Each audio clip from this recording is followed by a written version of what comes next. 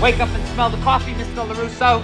Extreme situations require extreme measures. Yo, guys, welcome back to Cobra Kai Karate. Welcome back to a brand new video. Today here for another broadcast episode here of Cobra Kai Talk Season 2, Episode 3. We're bringing all Cobra Kai fans and creators. We're here with the one, the only, Peter, or the host of the best broadcast ever, Cobra Kai Companion. How you doing? Yeah, I'm doing good, man. I appreciate it. That's quite a introduction. Yes. I mean, your channel is great. I've been watching you for a while. You've been doing great. And so we're going to be talking about your channel, the journey of your broadcast, Cobra Kai Companion or podcast. And yeah, we're going to talk about all sorts of stuff, Cobra Kai and all that. So right before we start, I want to point out, if you make sure to click the link in the description. Check out his channel and link in the description. And yeah, make sure to subscribe to that if you haven't already. So yes. All right. So I want to talk about just because I'm pretty sure you've seen Karate Kid way before Cobra Kai. Is that true? Yeah. I grew up watching the movies, more so part 2. Yeah. So you watched Karate Kid back then. Can you tell me about when you first heard of Cobra Kai as a Karate Kid fan? When you first heard of the idea of Cobra Kai, what was your initial thoughts? Because I guess that did sound a little crazy for them to be doing that on a YouTube Red show as well. So what was your first thoughts of Cobra Kai when you first heard of it? Well, I host another podcast. It's a movie podcast, and let me see. I think it was about spring of 2017. I started reviewing the Karate Kid movies, all 4 of them, and I had a guest on my show. And I don't remember exactly when, but that was a year before Cobra Kai came out. So it was within that next year, the following year, that somebody else reached out to me. It was like, hey, you were just covering the Karate Kid movies. Did you know there's a show called Cobra Kai coming out? And I hadn't heard about it at the time. And I don't think there was a trailer yet, but whenever the trailer came, I checked it out. And I think Miguel's line was like, hey, Sensei, how do you want me to watch these windows? Yeah. And it made me laugh. And at that time, I didn't look up to see who was involved other than Billy and Ralph were returning as their, classic and iconic characters. But there's another show that I do called Original Remake, where I actually, me and my co-host, we review and compare like a movie and its remake. And so I've always welcomed remakes. Like I will give them a chance because I'm a movie buff, right? Like I'll watch anything to give it a shot. So I know some people are put off just by the idea of a remake. And so I was always going to give it a chance. I was going to at least watch the first season because I would have to start, a trial, because you mentioned that it's on YouTube Red, not a platform that many people were subscribing to. And there wasn't very many streaming choices that were available at the time either. So I was like, I'll check out the first 2 episodes and kind of go from there. And I binged it immediately, the entire day, the entire first season there. So when I heard about it, like I wasn't, I didn't have anything negative. Like I wasn't like, oh man, why are they bringing this back? Like clearly I love the movies, So I was like, hey, I would love to see what they can do with this with Johnny as the main character. So that was interesting to me, them flipping the script before we knew what that was. Yeah, I mean, yes, that's amazing. I mean, I'm more of a new fan to the Karate Kid Cobra Kai. I watched it probably beginning of 2020, so I remember it was like early 2020, and the only Karate Kid thing I saw was the remake, and I still think the remake's a good film, but it just doesn't compare to the original films. But I still think it's a good film. Let me say this: I like the remake. I don't love it. My kids enjoyed it. They were a fan of Justin Bieber, and Bieber had that song at the end. It was a good song. I'm not gonna lie. Yeah. The movie was directed beautifully, and it looked it looked amazing in China. And everyone acted pretty well. Like Jackie Chan was great. My problem with that remake was that they were like 12, 13 years old, and there was kind of romantic relationship, and I couldn't relate. At least when I was growing up watching the Karate Kid, Ali and Daniel and Johnny, they were all like teenagers, and I was younger. So it was a little bit different. So like as an adult, like it's a little weird to be watching 12, 13-year-olds, go on dates and and Yeah. do all these things. So other than that, like I thought it was like a decent movie, and they took a lot of beats, right out of Yeah. that first movie. But there's a lot of movies that do that Yeah. as well when they remake or take an idea from something from the past. Yeah, I thought the remake was good. I mean, I feel like the acting was really good. But I remember watching Craig for the first time. After watching the remake, I could just tell like how they kind of go beat by beat a little bit of like the plot. But I still think it was a pretty good film, and I don't think it should get as much hate as it gets. But yeah, so but I heard of Cobra Kai from Cobra Kai Kid. I remember he was really. I remember seeing his YouTube channel, and he was pretty lower down subscribers. He wasn't as big as he is now. And I remember just seeing him talking about the show. I was like, I want to check this out. So I find out it's like about the Karate Kid and whatnot. So I watched the Karate Kid films before Cobra Kai, and I loved them. I mean, it was amazing. And I was super excited to get into the first Karate Kid because I was a huge Rocky fan. It was directed by John Avildsen, exact same director, exact same composer, Bill Conti. So I was super excited. And I loved them all. And even the next Karate Kid, I love the next Karate Kid. So going into Cobra Kai, I was a little. I was thinking like, oh, it's more modern. You know, it's on YouTube Red. I wasn't too excited for it as far, and I was actually going to go out and watching it, but then I gave it a go, and I loved the first 2 seasons off YouTube Red. It was fantastic, and since then I just been loving it even every day. It's just so much heart to it, and of course, Josh Johnson hated how they brought back those characters, even like someone like Terry Silver, outstanding how they do that. So it's amazing. But yeah, so moving on, I want to talk about your podcast, Cobra Kai Companion. Tell me when you first got the idea for this, and just tell me about the whole journey of your podcast because it truly is amazing. I love it. Thank you. Again, when I heard Cobra Kai was coming out, I was part of a podcast network, and we had Yeah. a television podcast where any of the hosts from that network, they can cover anything that they wanted. I covered a number of shows. And so my idea originally was, okay, I'll watch that first season of Cobra Kai and I'll just do one episode recap. And after watching the first episode, even the second episode, I'm sitting there, I go, I can't just do one episode, man. I wanna do each episode per episode. I want to break it down and analyze it. That's kind of what I do with my movies. But I didn't think it was going to be that good. Like I thought it was going to be okay. Well, this was fun. I'll just talk about it for like an hour and a half with a buddy.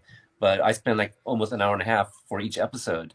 Because the episodes are like 30 some odd minutes, and the writers, they're very deliberate with their words, their dialogue, and so Yes. you sit there and you listen to what the characters say. It's very telling sometimes. So the writing was really good, where they have a lot of setup and callbacks. The jokes hit. The ties to the original movies. Add another layer to your subsequent reviewings of the movie. It enhances those movies. It makes them a little bit better too. Like you were saying, like you love those Karate Kid movies. Like I'm not gonna lie, like the third movie, it wasn't my top three. Yeah. It's probably number three. Because there's only Yeah, four yeah. of them. But I would say for me it was 2, 1, 3, 4 always. So like 3, I remember reviewing it. Probably was April 2017, and I think we were unkind to that movie because it wasn't good. And Robert Mark Haven's been pretty public about like, oh yeah, I did it for the money. Like he had no intentions on doing the part 3, or at least he had other ideas. Yeah. And so that's what the writers do very well on the show. They add all these layers to the characters, these the legacy characters, and it makes the movie a little bit better. But like I tell people all the time, it's okay to like something. Like it does. You don't have to just like something because like the popular decision is to like something. So if you like part 3, people love part 3 because of Terry Silver alone, and I'm okay with that. Yeah. I mean, yeah. But when I first watched Karate Kid Part 3, it was a odd switch from the first 2 ones. It definitely was different, and I will say it was kind of a bad film in my opinion. But for me, it's just so entertaining what they do. First off, Mr. Miyagi. I mean, he's my favorite character, as I stated a lot, and I think that was the movie where I just really fell in love with him because you see him we see him go through a lot of pain in the first 2 movies, but in that movie, when Daniel started to portray him, it just hurt too much. And then he just is like how he overcomes that, and how when Mike Barnes was like stealing all this stuff, breaking his stuff, how he stays the positive guy. That's what really made me connect to that character a lot more. So yeah, Mr. Miyagi is amazing, and another thing I'll say about that movie, Terry Silver is entertaining. Mike Barnes is really fun. But I will say the only big problem I have is Daniel. He doesn't feel like Daniel too much. I feel like he's a little too crazy, a little bit too hot-headed in this movie. But besides that, I think the film's really entertaining. But so yeah, let's get. I want to talk about this. I want to say some Cobra favorites. So I just want to tell you some things. You're gonna say your favorite thing in the franchise of Cobra Kai Karate Kid. So I'll start with this. What is your favorite? What is your favorite Karate Kid movie out of the 4? Part 2. Or part 2. Okay. You know what? It just occurred to me I didn't really finish my story of the podcast. Oh yeah, you can continue. Yeah. No, I just started the coverage, but so that was May of 2018, and as I started to get interviews, my very first interview was with Joe Suh, who plays Kyler, and that was like towards the end of May. And then I slowly started getting more yeses. I think Hannah Keppel was my second, Gianni DiCenzo was my third, and then I got Nicole Brown, Annalisa Cochran. And so again, I'm part of this network, and I keep uploading all these like Cobra Kai episodes. And I felt a little bad, like, oh man, somebody who subscribes to this TV podcast is going to be like, what is this, a Cobra Kai podcast? So I was like, maybe I should just start a Cobra Kai podcast. Yeah. And so I think it was August of 2018, maybe September, is when I started Cobra Kai Companion, and I wanted something that was a companion piece to the show. So that's why I chose that word, and I spelled it with a K just to make it a little bit different. And also, like if you typed in, like if you heard about us and knew that the spelling was with a K, you type that in, that's all the results that you're going to see on Google. So if you go to Google, type in Cobra Kai Companion with a K, everything's about us. The article from Variety, other articles referencing our interviews and things like that. If you just type in Companion with a C, you're going to get results for other things not related to Cobra Kai as well. Yeah. Yeah, that's awesome. I mean, yeah, so your interviews are great. And even before, like I remember when I got on like early 2020, it was still on YouTube Red. And I remember like Cobra Kai was pretty big, a little big, but it wasn't really that big as it is. But I remember when it went to Netflix, I think August 2020, it was crazy. I mean, it was awesome. I like even like I started watching you around that time too, about the hype for season 3. I think it was around there. And I remember seeing your interviews and they're great. But I remember seeing all these creators, more creators coming, and then just getting bigger and bigger. And then that was motivation for me. I started one after season 3, but it didn't go too far. Then I repicked it back up in August of last year. And yeah, since then, I've just been working really hard on it. And then I even got my first interview with Sean Kanan, which is awesome. I can say I was very nervous. I mean, for your first time interviewing somebody like that, somebody you watch a long time in a movie, were you nervous for that, or was it more different? I'm nervous for just about every single one of them. And after a while, especially if you talk to them at least once, it gets easier. I was nervous when I interviewed Sean Kanan. Yeah. He was, I forgot what number he was, but he was also that first year because, when we were in between seasons 1 and 2, after I got all that I could reach out to in terms of the cast from the first season of Cobra Kai, I started reaching out to people from the movies. So I had like Freddie Fernandez and, Mike Barnes. And so like, I was surprised, that I was getting all these interviews. And so, Cobra Kai coming back, I think made it easier to reach out to some of those legacy actors as well. Like I think the one that I had the most nervousness for, because I had never met him, was Yuji Okamoto. I mentioned how, like the second Karate Kid movie is my favorite. Well, everyone loves their Terry Silver or their Johnny Lawrence from the first movie as their favorite bad guy. Mine was Chosen. And so so I was nervous, man. I felt like I was a wreck leading up to it. Even when Ralph and Billy came on to talk about that move to Netflix, I had John, Josh, and Hayden come on, and then they brought on Ralph and Billy about 30 minutes in, and we talked about the big move, and that was actually the 36th anniversary of the release of the Karate Kid, which I kind of joked and like, hey, thanks for coming on to celebrate, this milestone. But even that, I was prepared for that one, and also by then I had already met them twice. So I met them here in Portland in 2018 when they came after Cobra Kai. And at that time, I could tell that nobody was really watching Cobra Kai because Ralph had the biggest line, and Marty and Billy, their lines were very, very short. So I was like, nobody's seen Cobra Kai. Otherwise, Billy's would be much bigger, And then I would go see them in Atlanta in 2019 because they weren't coming here. and I know that they film in Atlanta, and I've interviewed a lot of actors from Atlanta, so I figured if I went down and saw Ralph, Billy, and Martin Cove, that there's a likelihood that I can coordinate a meetup, which I did, and I had a really good turnout with a lot of the local cast members, like Rose Bianco and Matt Lewis, Aaron Bradley Danger, John Levine, so a lot of people from the show were able to show up, and I think it made it a lot of fun for a lot of the local fans that were that really enjoyed the show too, because it was it was at a family friendly pub, and so you didn't have to pay, you just go in and boom, there's a bunch of actors from Cobra Kai, and also they all brought headshots that were signed, and they just put it on a table that we were all sitting at. So if you were there and wanted one, you could just take one. So try to make the fan experience really fun.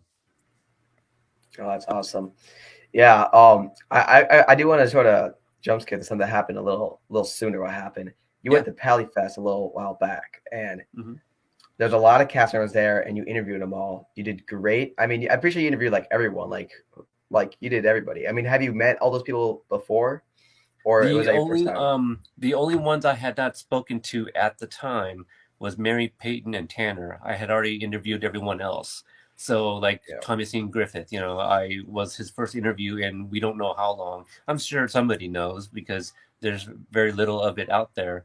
So when he came up to me, he already knew who I was. He recognized me, and for those that saw the interview, he walks up to me and starts patting me on my back as he walks over to stand in front of me. But Mary, I hadn't interviewed her, but I met her at Disneyland back in 2019, before I went to go meet the creators at Sony. So I wasn't sure if she would remember me, but when I interviewed Julia Macchio, who was with her at that time as well, Julia remembered me, and she remembered the events of that day like it was yesterday. It was pretty crazy how she recapped that when I interviewed her. But with Mary, I still wasn't sure, and some of my listeners and stuff, they were watching that interview, and they're like, oh, well, at the end there, she said, it was good to see you. So that sounds like she knows you. I'm like, it kind of does, but I guess it would also be kind of weird if she said that to everyone that she spoke to, right? It was good to see you. I mean, maybe she does, She seems like a very, nice and sweet person. So it's possible, but I'm still kind of I'm not sure, but who knows? But Tanner, never met him until that moment. And his first, you see, Tanner and Jacob walk up together. Jacob obviously recognizes me. He's been on the show twice. And so he's like, hey, what's up, dude? And then comes in and immediately gives me a hug. And you see Tanner kind of who's this guy? And then, after Jacob lets go, Tanner kind of smiles. And I think he kind of wonders, is this guy going to hug me too? But I'm like, oh, I've never met you. So, yeah. Oh, yeah. That's funny. Wait, was that your first time interviewing those people in person? Yes. Was that your first time for that? Yeah. That's my first time interviewing in person for sure. And the three that I listed, those were the ones I had never interviewed until that moment. Yeah, so that was great. I mean, you did amazing. I mean, those interviews are awesome. And so, so you're very good at interviewing. So definitely keep that up. And your videos are great. I want to talk about one video you did real quick, because I watched this video again today, and it's just so amazing. And I want to spread the word for everyone who's watching this. Your Mr. Miyagi, The Mind of Soldier video was absolutely amazing. Thank you. I mean, I don't think I've seen a video that go in more depth of Mr. Miyagi character. Sorry, guys, I had to cut something out real quick. Somebody was knocking on my door. But what I was saying is his video on Mr. Miyagi was insane. I mean, so you go in depth with his medals, how he got the Medal of Honor, and all sorts of stuff. The video was great. Can you tell me about that video and how you made that? Because it's just so fascinating how that video was. Yeah. And so can you tell me about that video? And guys, check that out. I'll put that in the description as well, because that video is great. As a Mr. Miyagi fan, I love it. It's so good. Yeah, well, first and foremost, man, I appreciate you so much for checking it out. But not only that, I feel people see that and be like, hey, that was a great video, but that's kind of it. And for a video that's so personal to me, and the very first one of its kind that I've ever done, and for you to kind of just throw out the title casually when we were speaking one time, you're like, Mind of a Soldier. I'm like, oh, well, wow, he really did watch it. And so. I'm a little I don't want to say disappointed, but I was a little surprised how underseen it was, because I like you said, you called it amazing, and you said it's a deep dive and all that stuff. Yeah, I did it because there wasn't one like it out there, and it was very personal to me. And I wouldn't have made it if it wasn't for Brianna, who was my co-host on the podcast. She did a Crease one. She hates Crease, and her video was in defense of Crease, Oh, I saw that. which was a very interesting take, because she was actually defending him, though she hates this character. And then she did one on Daniel, and then on one episode that we were recording, she was just like, "Oh yeah, and you're gonna do a Miyagi one." I'm like, "What?" And so I was like, "Okay, I'm up for the challenge." And so I at that point, I hadn't been in school in 20 years. Last year was my 20th high school reunion, which got postponed because COVID, and so actually it's coming up. So I haven't done any creative writing since senior year. So I sat down, I kind of brainstormed and just wrote down like kind of all these different points that I wanted to hit. And then I kind of went in and kind of reformatted. All right, when should I talk about this thing and that thing?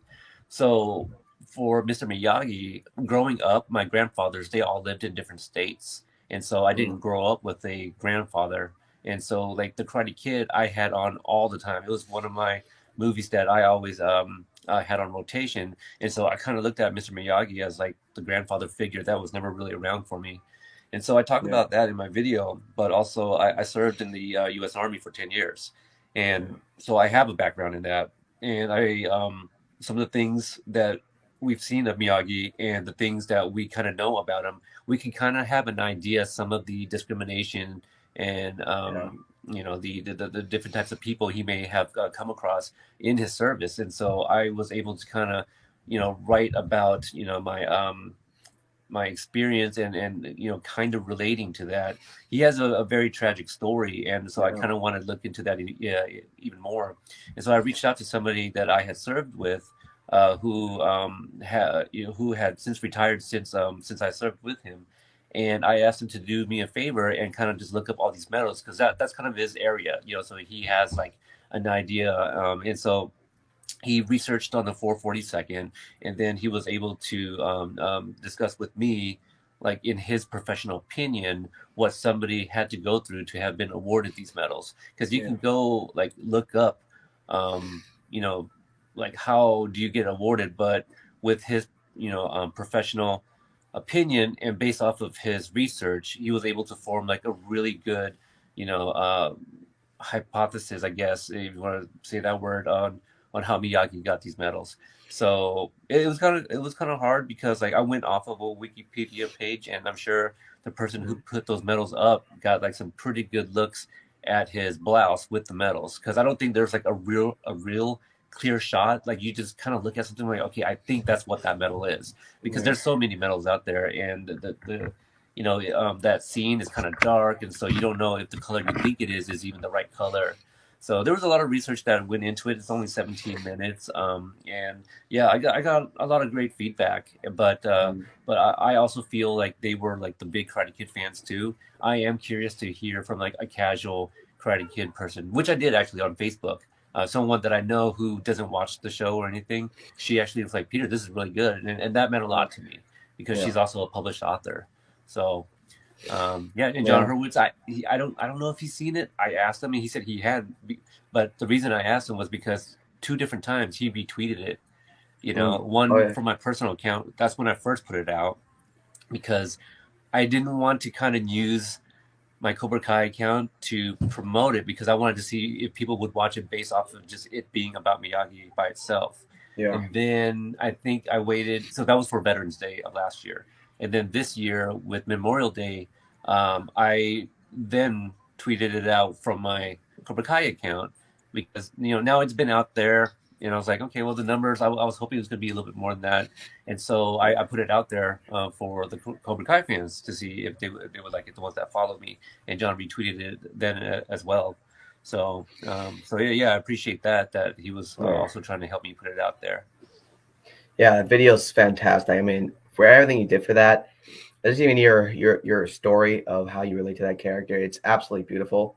So I definitely want to just let people know more about that video. It was amazing. It really shows that movies are not just movies; they can change real people's life, and it definitely has for me. So yeah, absolutely. And but also shout out to Watch Party, who edited that for me. Oh, Watch Party edited that? Yeah, because great. I don't have the skills. Like I don't. you know, and his storytelling is great. Like, you know, Watch Party and I were friends. We go, you know, we go back since like around the time he started surfacing and making his videos as well. And I like his style, so I reached out. I was like, hey man, I don't have a lot of time to like learn how to make videos and whatnot, and you got a great eye. You probably already have a lot of footage and images, and so and I told him that I would help him like look for like certain military ones too if he needed. But I was like, dude, I'll pay you. Like, I'll pay you to put this together for me because I just don't have the time to do it. And he said, okay. Oh, that's awesome. Yeah, Watch Party's great. But yeah, but that video was fantastic. I want to put that out there. Everyone check that out. But yeah, we'll probably wrap up this video. Thank you so much for joining me. I love your story, love your broadcast, love your videos, all good stuff. And I know with the show continuing, I mean, I believe we'll get at least 7 seasons.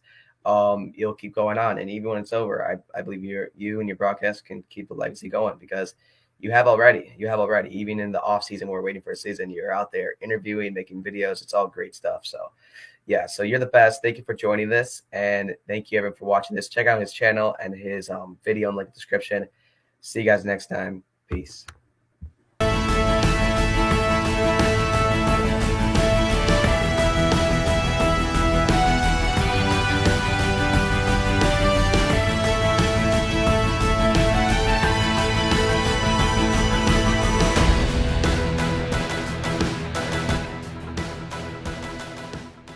Cobra Kai karate.